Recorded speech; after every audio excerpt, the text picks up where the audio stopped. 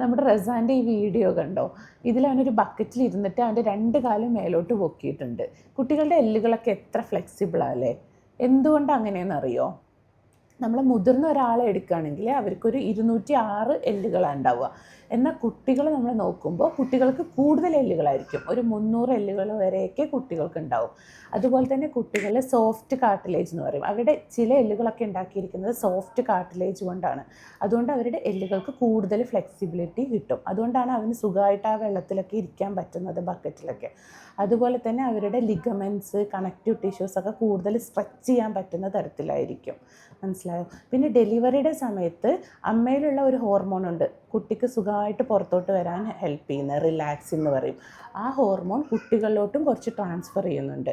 അതുകൊണ്ട് തന്നെയാണ് കുട്ടികൾക്ക് സുഖമായിട്ട് അമ്മയുടെ ബർത്ത് കനാലിൽ കൂടിയും വരാൻ പറ്റുന്നത്. എന്നാൽ ഇവർ മുതിർന്ന് വരുമ്പോൾ എന്താ ഉണ്ടാവുക എന്നറിയോ?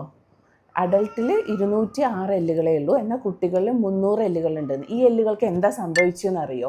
ഈ എല്ലുകൾ അവർ മുതിർന്ന് വരുന്ന സമയത്ത് ഫ്യൂസ് ചെയ്യാൻ തുടങ്ങും. ചില എല്ലുകളൊക്കെ ഫ്യൂസ് ചെയ്ത് 2 or 3 എല്ലുകളൊക്കെ കൂടിച്ചേർന്ന് ഒരെല്ലായിട്ട് മാറും.